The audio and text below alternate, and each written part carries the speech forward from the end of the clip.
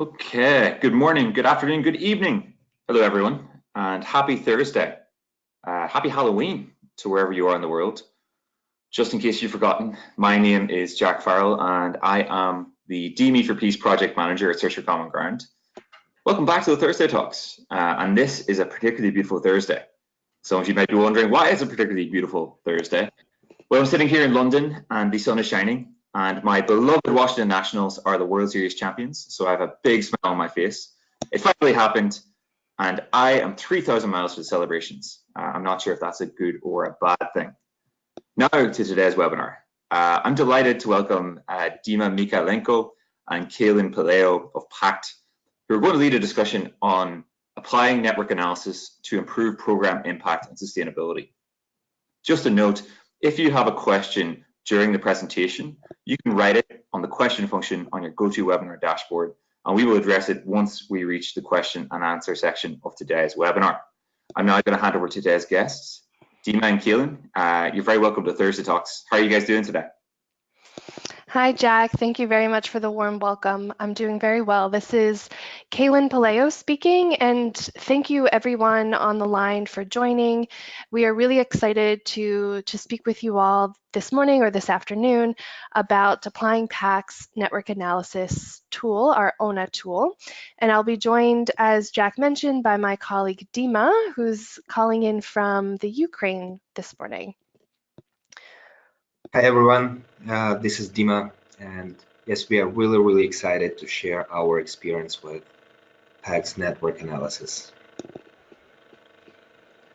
Great. So for those of you who may not be familiar with Pact, we are a nonprofit international development organization that's headquartered in Washington, D.C. and working on the ground in almost 40 countries around the world, seeking to improve the lives of those who are challenged by poverty and marginalization. So our program impact areas cover a wide variety of thematic areas, including health, economic development, governance, and capacity development. And Dima and myself are both members of Pact's capacity development team. And one of the core methodologies of our capacity development work is the ONA, the Organizational Network Analysis, which we will be discussing this morning.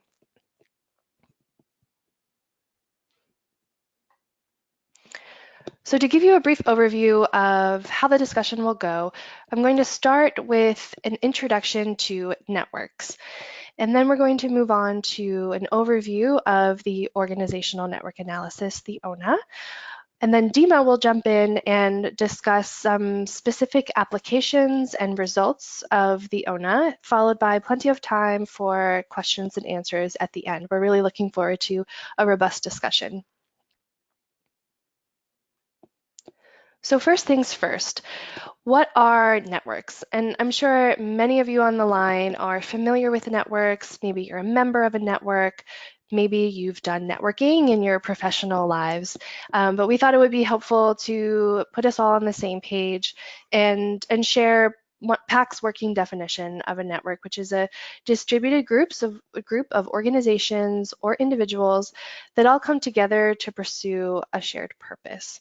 And we found that networks can oftentimes be really powerful structures for social change, especially in environments where there may be conflict or social unrest, or in countries where we're seeing a closing civic space.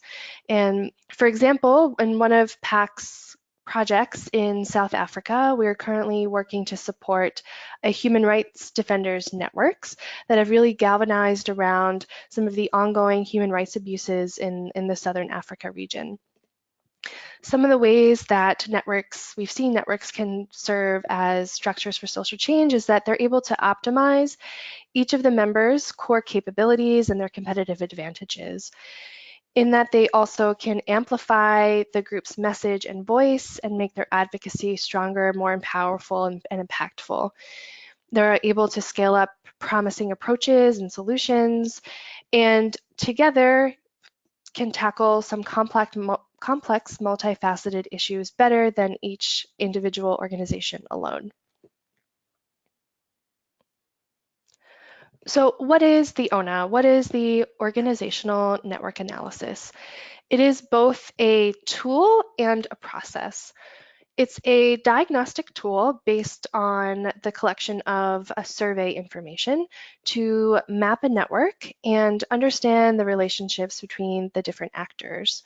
And the network map that is produced, as well as the network metrics, really can help members visualize and understand how their network is currently structured, what are its strengths, what are its weaknesses, and what it may need to improve and function better. The ONA is also importantly a process. So it's not just applying a survey and then you're finished. It is a more involved process in the way that Pact implements it.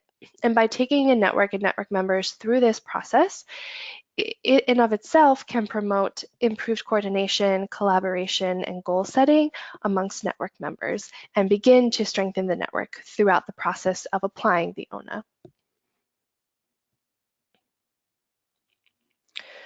So why is it beneficial? Why is it useful? Why does Pact use the ONA in our work with capacity development and in our work around the world with civil society?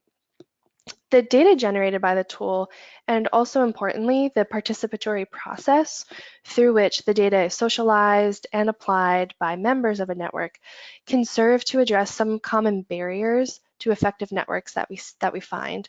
Those barriers could be things such as the protection of information, maybe there's some perceived competition, maybe there's poor communication or lack of leadership, maybe there is not a lot of information or transparency within a network. Through the application of the ONA, we can also track and visualize the exchange of information and resources throughout the network, and this could be things such as funding, supplies, training. We can also look at the strength and the quality of relationships and collaboration between the different stakeholders in a given network. When applying the ONA multiple times, you can see and assess change in a network over time and track how that looks and compare different networks to each other and what are their common or different characteristics. The quantitative data that comes as a result of the ONA can be used to identify bottlenecks within a network or maybe some redundancies or perhaps organizations that are currently functioning as a gatekeeper for better or for worse. And also importantly, the ONA gets members of a network together to start developing strategies for its strengthening and ongoing joint action. So what is the process? This is the process that Pact follows when we apply the ONA. So there's several steps, as you can see, and below is estimated amounts of time. The estimated amounts of time it's very illustrative and highly dependent upon the type of network that you're working with and what your objective of the analysis is, but they give you a sense more or less of the time frame. So when starting an ONA, we begin with a step of scoping and mobilization. This is all about identifying the network with whom you will be conducting the analysis. So this could be a very straightforward exercise if you're working with, say, a formal network whose membership is clearly established. There may be a steering committee, there may be a list of who are members, and it would involve simply socializing the methodology with members and starting to get buy-in with this methodology.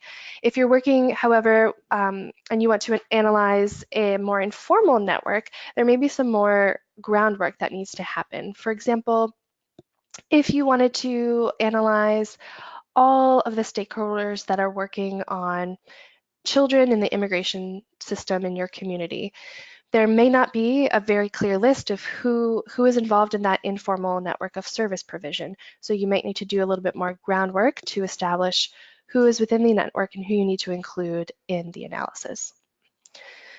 The next step is the participatory survey design. So the survey is the foundation upon which the ONA data is generated, so it's very important. And Pact recommends a participatory approach to designing the survey to really ensure that the results of the analysis will be useful for the network and that the information that you're going to be generating serves their purpose. This is followed by data collection and analysis. So the survey can be distributed either in person or remotely, and then the results are input into a data analysis platform. At Pact, we have something called the Capacity Solutions Platform, which I'll talk about in a bit more detail in a moment. Other options include Gephi or Kumu, and I'm sure there's a lot of other data analysis options out there to produce the network maps and the network metrics that inform the analysis. This is followed by participatory feedback and action planning. So this is really critical, if at all possible, for this phase, this step, to be conducted in person, because it's when network members come together, look at the results, look at the map, the metrics, and really dive into what does it mean for us? What does this mean for how we're currently functioning? And they apply meaning to the results. And from that interpretation and from those debriefs, network members begin to form actions and create action plans that relate to what challenge areas do we want to address and how are we going to address them. That's followed by a component of network strengthening initiatives, the implementation of all different kinds of activities that are related to the action plans that network members created themselves, which were in response to the results of the ONA.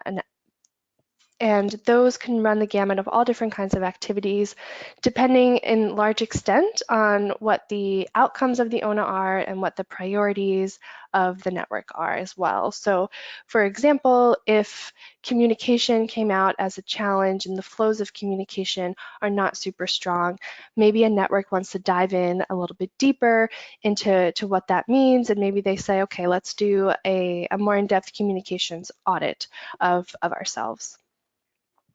And finally, I'd note on reassessment that best practice would be to do a baseline and an endline ONA at a minimum so that you're able to track changes over time within a network.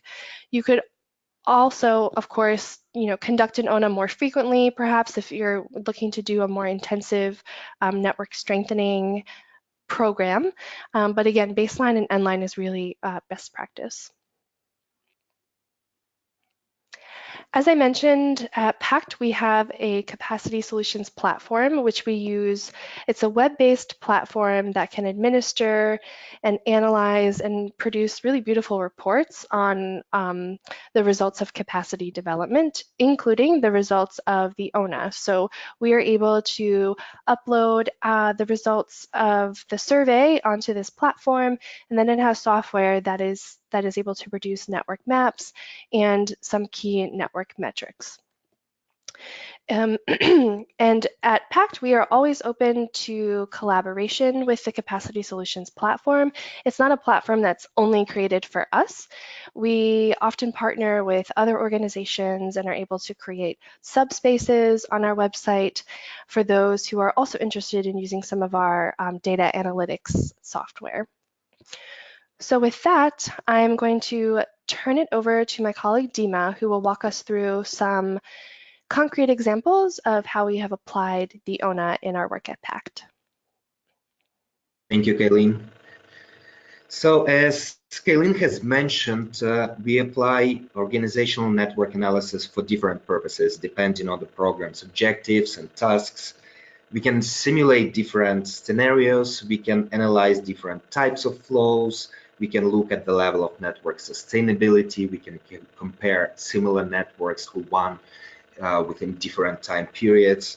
So ONA helps to respond to a wide range of questions, but the critical moment is to have a clear understanding of the expected results and what exactly we want to achieve through the network analysis application. We really get what we measure, so the quality and usefulness of our network analysis results is critically affected by the quality of the questions we ask and the data we collect. So now I want to go through some of the ONA examples and the ways we are applying this methodology. So one of the examples of applying ONA you can see on the slide from Zambia. ONA allows us to simulate different scenarios to see what is happening with a certain network in different conditions. Several years ago, Pact implemented a project in Zambia on HIV/AIDS prevention, and the network really evolved around Pact as it managed this program. So this network is actually represented by this map. On the slide, you can see colored nodes, which represent different actors working on the issue of HIV/AIDS prevention, with the colors denoting specific groups. For example, red represent local NGOs, which you can see are highly represented here. Blue represented regional or international non-governmental organizations, and so on. The ties, arrows, represent information flows among different stakeholders. And as sustainability is one of the key components of each project, we've simulated the scenario to see how network would function without Pact support. And as you can see from the next slide,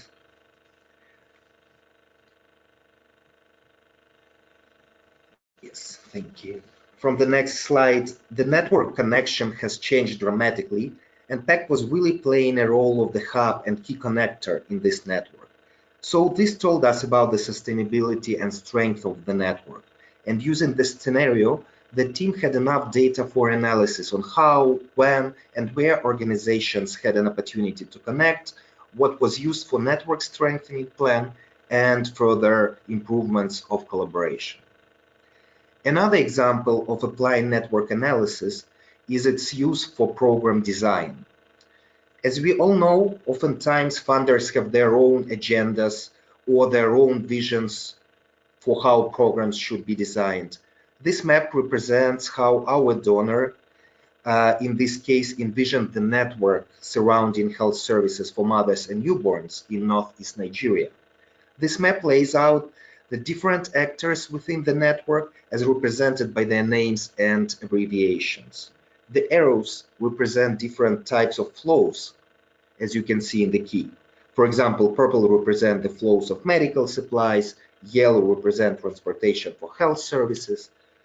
So since Pact had worked for several years in programming to improve maternal and newborn health, this vision did not seem accurate to us, and we wanted to ensure that our program design was responsive to the reality on the ground.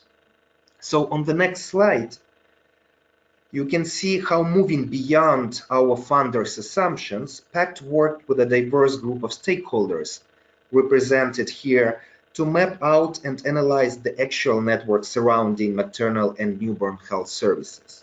As you can see, this network is remarkably different from the first one and served to inform more accurate and responsive program design. As the next slide shows, ONA also allows us to track the dynamics in a same network density within a certain period of time, and also provides us with the analysis of the effectiveness of our capacity development network strengthening efforts. This is an example from Ukrainian HIV/AIDS project, which among other objectives aimed to strengthen collaboration among different stakeholders in the system. These nodes, sorry, I know they are in Ukrainian, but I will explain. So these nodes show the public institutions of a specific district that were involved in HIV prevention, care, and support. As you can see, when the team started working with the institutions, it was obvious that one of the key gaps was in the information flows, what led to the duplication of services, low efficiency, lack of referral system. So for 2 years, team was applying different type of network strengthening approaches to improve the level of collaboration, like multi-stakeholder meetings, future search, peer learning events, appreciative planning and action, and others. As we can see on the right figure, in 2 years, the same 7 public institutions showed much better result in the information flows. Though we usually use organizational network analysis to analyze network as a whole to understand all the specifics, connections and flows, ONA gives an opportunity also to analyze a certain specific node, a certain organization, to see, for example, how a certain stakeholder is positioned in the network and how to structure our capacity development support to this specific partner. So the next slide shows an example from Cambodia, where the team is working with the National Center for Health Promotion to ensure that center is playing a lead role and coordinating role in social behavior change network. Team applied network analysis to understand the current role of NCHP within the network, how the institution is positioned, how strong it is in terms of coordinating other players in this area.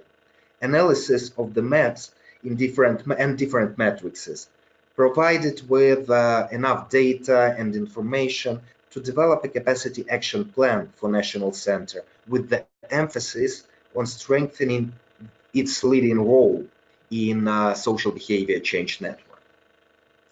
So one moment I want to repeat and actually emphasize on is that all of the results, all the analysis of the results, network strengthening plans are always conducted in a very participatory and inclusive manner. So when we are talking about results, when we are talking about action plans, that doesn't mean that it was just Pact coming and proposing, making decisions for the whole network. It is a very participatory and inclusive process, and all the network members are engaged to this analysis, are engaged to the process of network strengthening plans development. And Pact is facilitating this process, but not making decision for the partners.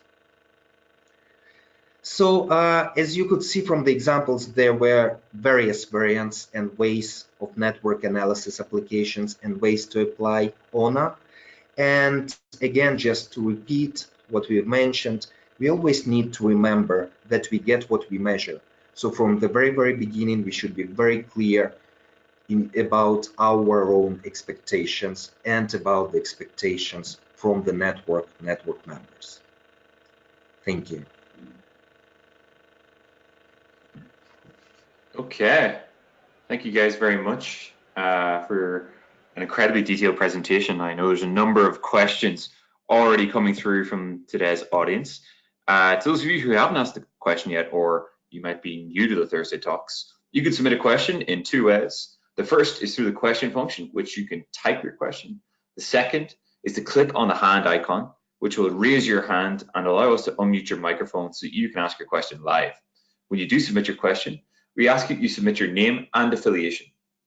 Just a note, these talks are recorded and posted on Dima for Peace, so those who are not able to join us at this time can go back and listen to the presentation and the discussion. So our first question comes from Leslie Wingender, and Leslie writes, I'd be curious to know what your survey questions are. What data are you collecting on each network actor? And I think, Kaylynn, this was targeted at your part of the presentation. Sure, absolutely. So I will start answering, and then Dima, please feel free to chime in with additional details. So the survey questions are highly dependent upon what it is that you're looking to analyze in a particular network. So for example, if you're looking to dig into how is communication functioning with the network, the questions would be related to that. So you might say, within the last 6 months, with what frequency did you communicate with X member of a network? Or there may be a list of all network members, and the question might say, you know, with what frequency did you communicate and with all of them? And you would, put in a frequency or note the frequency for each of the network members. Dima, do you have any other examples you want to share? Yes, so as Kaylynn mentioned, those questions may really vary depending on what are our goals for a certain specific network analysis. If we are talking about communications and information flows, these questions will be related to this. If we are talking about referral system, we're gonna develop our questions around referral systems. If we are talking about resource flows, so the question will be about resources and all related areas.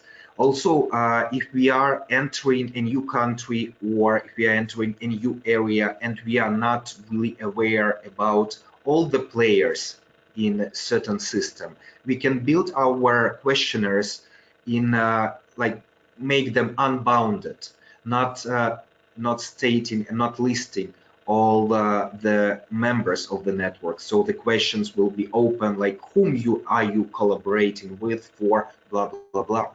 And all those responses will help us to collect all the information about all potential partners and players in the system. And this way, we're gonna get a more clear picture on who is providing this or another services in a specific area.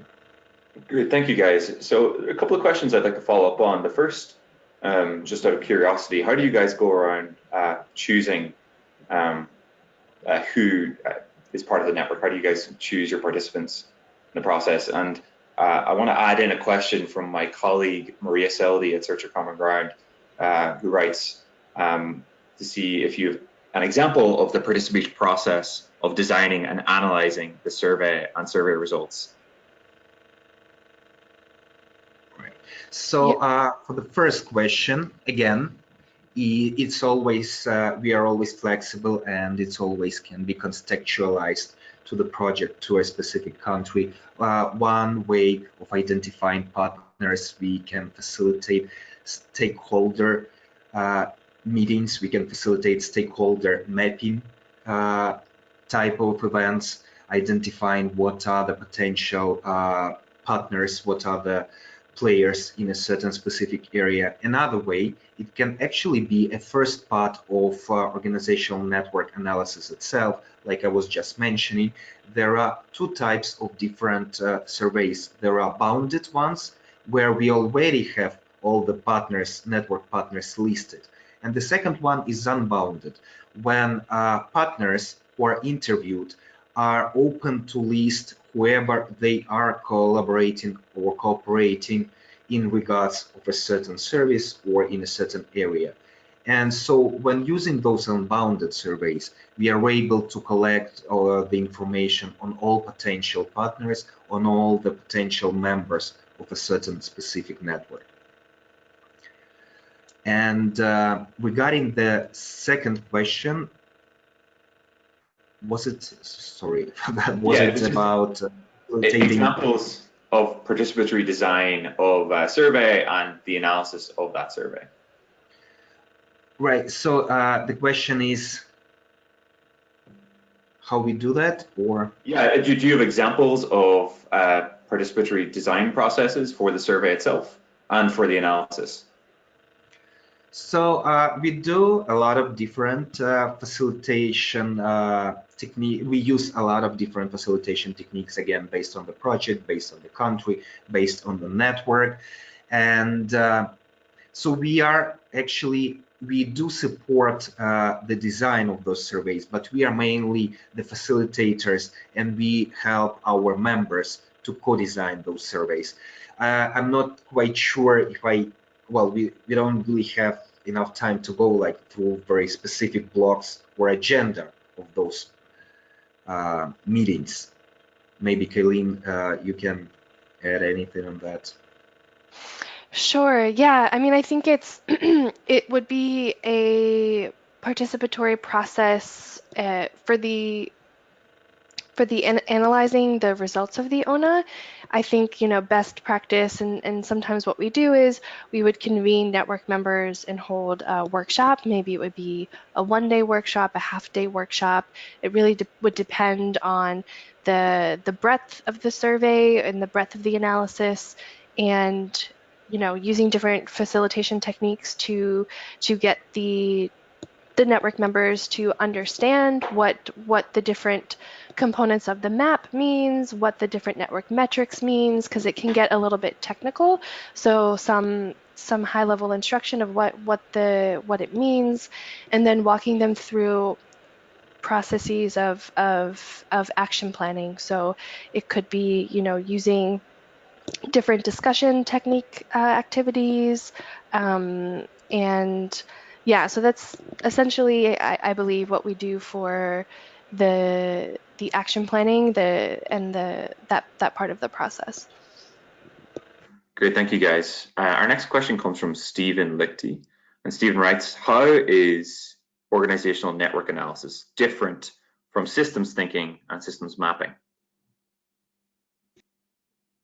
Right, so systems thinking and systems practice is a bit broader, as systems are a bit broader. When we are applying systems thinking, when we are using, for example, dynamic system modeling or other approaches within this system practice, we are talking not only about the network, we are talking about different components of the system.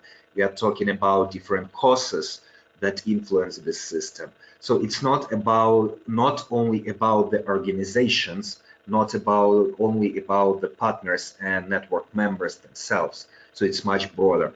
When we talk about network analysis, we talk specifically about the connections among different partners, different members of this network, how they collaborate, how they communicate, what are the resource flows among them.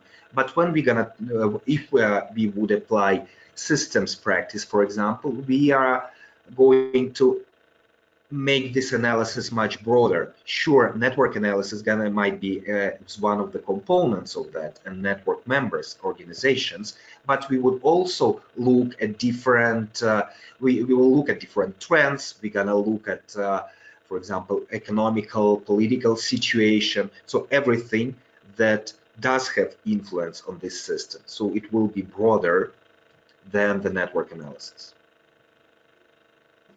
Great, thank you, Dima. Our next question or comment is from Silva Ferretti, and Silva asks, like, what is the uptake and utilization of the organizational network analysis? He writes that he has used network analysis as part of evaluations, but every time he uses it, it's seen as an alien tool.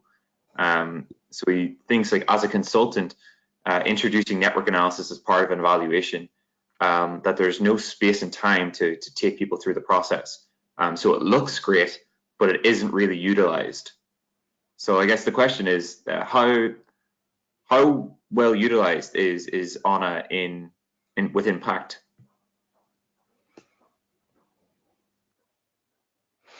I can tackle this one to start off with. So I think that within Pact, we are able to use this with a lot of our projects. And so at Pact, the majority of our projects and our programs are donor funded, as I'm sure is similar to a lot of those who are on the line. And when we're working in civil society strengthening initiatives specifically, and when there are networks present and we have a member or someone who's participating in a project that forms part of a network. And also often when we're working in governance programming, where we're looking at advocacy and influencing government, oftentimes in those programs, networks come out as really strong actors and we engage with them. And we seek to apply the ONA as a methodology in those projects. I will say, however, in looking at the broad gamut of all of our programs, as far as, which of our methodologies or tools do we use most frequently, I wouldn't say it's necessarily the one we use most frequently. But I think that the space and time within an ongoing program might be a better way to incorporate it, in the fact that while a program is functioning, you would have time to go through the process, whereas perhaps in an evaluation sort of context where the time is likely much more constrained, I could see that being a bit more of a challenge to do it in that context. I don't know, Dima, if you have anything to add. I think Kaylynn already mentioned that we really at Pact, we look at ONA not just like a measurement tool or evaluation tool. For us, ONA is actually a process, like a capacity development process that helps to strengthen networks. So that's why we do have, we do spend enough time to make sure we do everything properly. I really understand that if someone is applying it as an evaluation tool, that might really be tough because of the time constraints. Mm-hmm. But for us, as a capacity development process itself, we really start, if we are applying ONA in a certain project or in a certain program, we usually start with ONA from the very, very beginning to make sure we have enough time for the initial process. We do have enough time to actually provide enough assistance and put enough efforts to the network strengthening itself, and then to make sure we have enough time to see what changes occurred in that or another program. Great, thank you guys. Our next question comes from Jenny Lau, and Jenny writes, how would you approach individual participants versus organizations?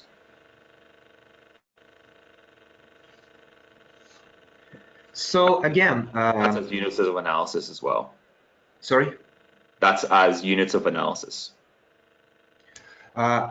Again, network analysis, we usually use it for like to analyze the relationship between different organizations, but it can easily be adapted and used for analyzing relationship between the individuals. So it depends on, again, on the goals and objectives. If we are doing this, if we are doing network analysis to look at the relationship between different individuals, we're just gonna have some maybe different goals to look what are the key connectors, which groups of those individuals might be isolated or underutilized. But the overall approach will be similar to an approach that we apply for organizations. The only difference gonna be that these are, so our nodes that we use in network analysis gonna be individuals, but not organizations. So one of the things I think is really interesting about these sort of mapping tools and the organizational network analysis is seeing all those connections.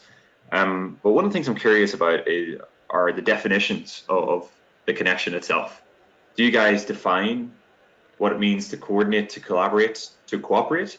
Or is that done in a co-design manner? Is that on the participants to tell you that they collaborated or what they view as collaboration? Yeah, so this is really great comment, and yes, we are doing it together with the participants because, again, our key task is to actually to make sure that network members understand what are they doing with each other and what is the quality of those processes. So it's really done in a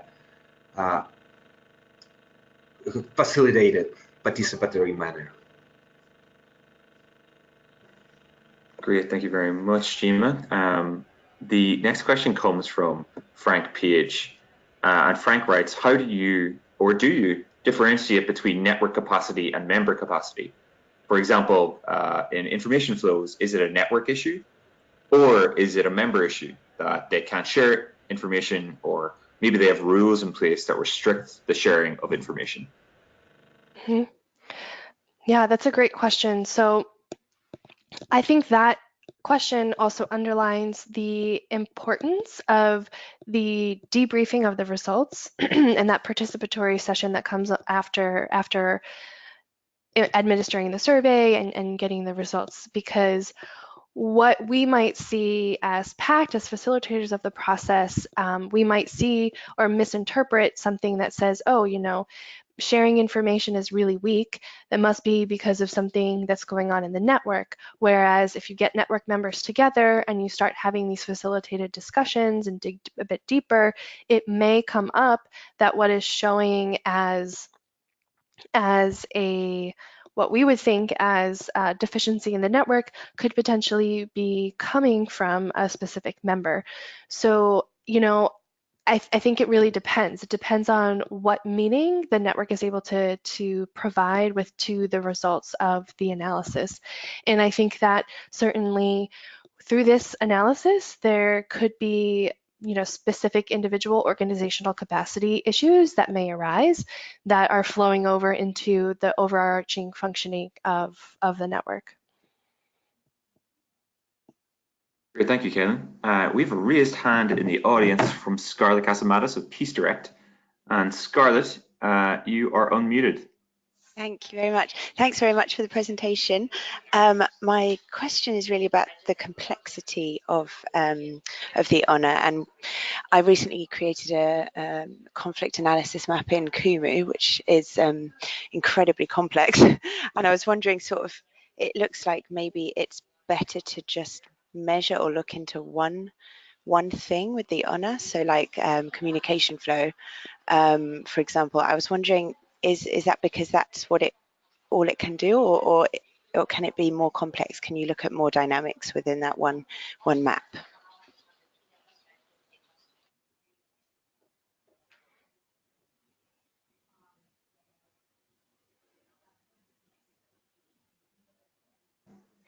Dima, do you want to take this one? Sorry. In terms of the complexity, yes, ONA is looking not only on the communication flows. It's just like probably like the majority of the examples that we were providing were based on the analysis of the communication and information flows of the partners. Network analysis allows us to analyze different types of the connections, different types of the relationships among different organizations. However, a certain specific map can show all different types of connections together. So we do use analysis the way that we try to analyze network in its, well, maybe not full, but in its complexity, looking at different types of flows and different types of the relationships, but for different types of those relationships, different maps will be developed and produced for further discussions. Great, thank you, Dima. I think I want to round up with one final question. And a number of people have touched on this in their comments, but what have you guys learned about effective networks?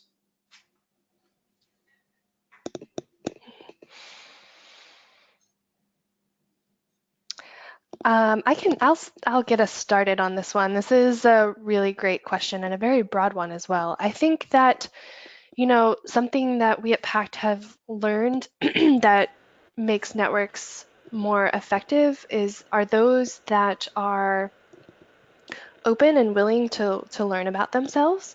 I think it's obviously really, really challenging if you're working with a network that isn't self-aware enough to want to reflect and to see where they can improve.